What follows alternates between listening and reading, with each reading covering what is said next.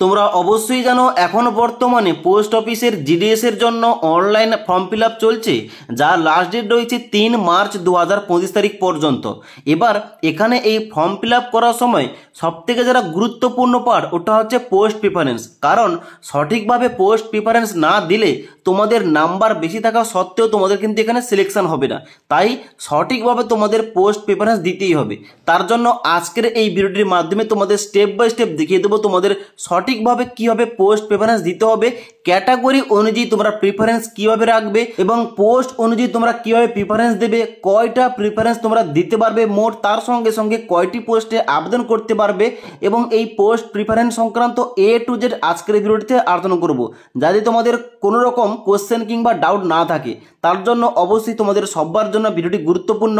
Form fill up করার আগে অবশ্যই এই পোস্ট প্রিফারেন্সের ভিডিওটা একবার দেখে নাও, তাহলে কিন্তু সমস্ত ডাউট তোমাদের ক্লিয়ার হয়ে যাবে। এবার তোমাদের সবথেকে যারা গুরুত্বপূর্ণ পয়েন্ট এই ফর্মের পোস্ট প্রিফারেন্স, এখানে কিন্তু সঠিকভাবে পোস্ট প্রিফারেন্স না দিলে তোমাদের কিন্তু নাম্বার বেশি থাকা সত্ত্বেও তোমাদের কিন্তু সিলেকশনটা হবে না।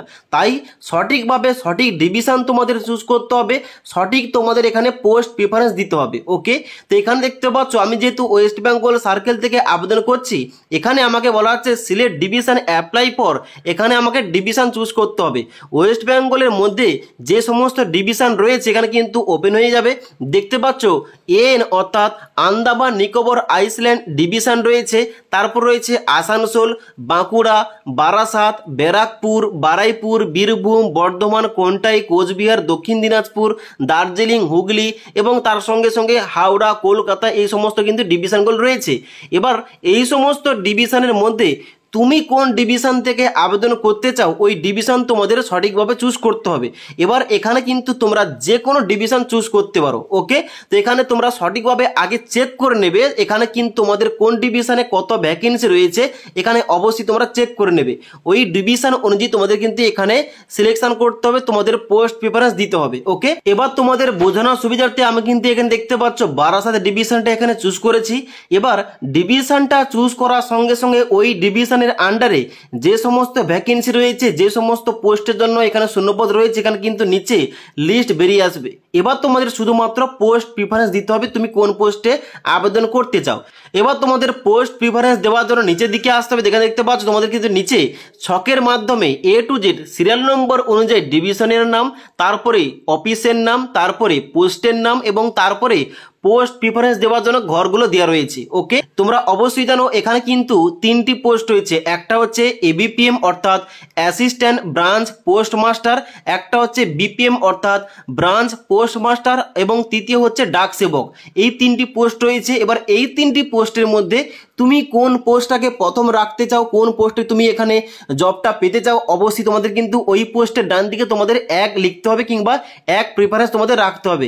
যেমন উদাহরণস্বরূপ তোমাদের বলে দিই, আমি যেহেতু এখানে আমি SC ক্যাটাগরি থেকে আবেদন করে দেখাচ্ছি, তাহলে শুধুমাত্র SC ক্যাটাগরির যে পোস্টগুলো ওইগুলো কিন্তু আমাকে লিস্টের মধ্যে রাখতে হবে।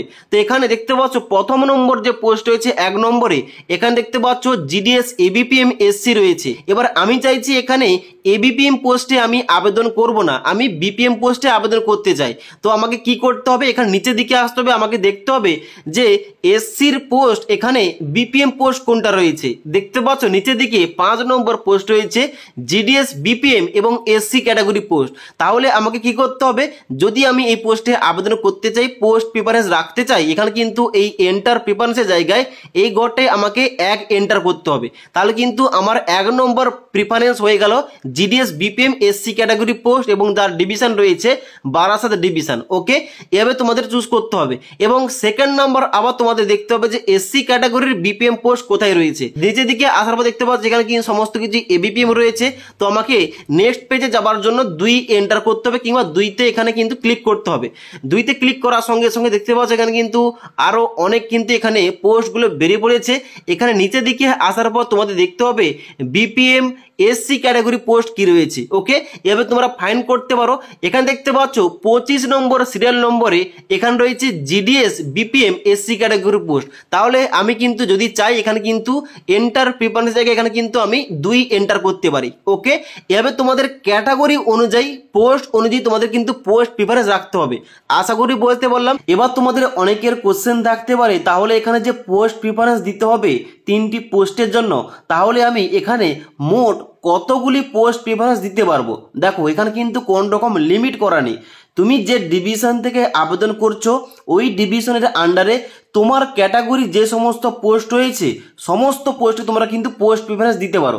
তা হতে পারে 10টা, 20টা, 30টা। ওকে, তোমরা যত কিছু কিন্তু এখানে পোস্ট প্রিফারেন্স রাখতে পারো। শুধুমাত্র একটাই কথা মনে রাখবে, তুমি যে ক্যাটাগরি থেকে আবেদন করছো ওই ক্যাটাগরি পোস্টগুলো কিন্তু প্রথম রাখার চেষ্টা করবে, এবং অন্য ক্যাটাগরি কিন্তু তোমরা অ্যাড করতে পারো, ওগুলো কিন্তু তোমরা লাস্টের দিকে অ্যাড করবে। যেমন উদাহরণস্বরূপ তোমাদের বলে দিই, তুমি হয়তো ওবিসি ক্যাটাগরি থেকে আবেদন করতে চাইছো এবং ওবিসি ক্যাটাগরি থেকে তোমরা পোস্ট প্রিফারেন্স দিতে চাও, তাহলে কিন্তু অবশ্যই তোমাদের প্রথম দিকে যে পোস্টগুলো ওইগুলো তোমাদের ক্যাটাগরি হবে। তাহলে কিন্তু অবশ্যই তোমাদের সমস্ত কিছু ঠিকঠাক থাকবে।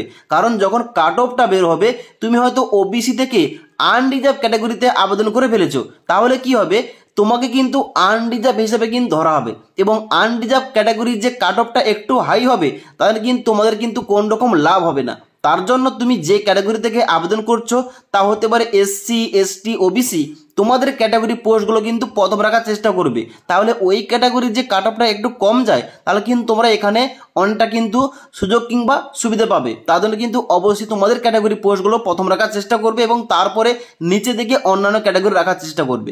ক্লিয়ার? আশা করি বুঝতে পারলাম সমস্ত কিছু। তো পোস্ট প্রিফারেন্স সংক্রান্ত তোমাদের যত কিছু ডাউট কিংবা কীভাবে তোমাদের পোস্ট প্রিফারেন্স দিতে হবে তোমাদের A to Z বলে দিলাম। ওকে, এবার এই পোস্ট অফিস জিডিএস সংক্রান্ত তোমাদের যদি আর কোন রকম কোশ্চেন কিংবা কোয়ারিজ থেকে থাকে নিচে আমাকে অবশ্যই কমেন্ট করতে পারো। তাছাড়া আজকের এই ভিডিওটির আপডেট তোমাদের ভালো লেগে থাকলে একটি লাইক করবে এবং বন্ধুদের অবশ্যই ভিডিওটি শেয়ার করে দেবে।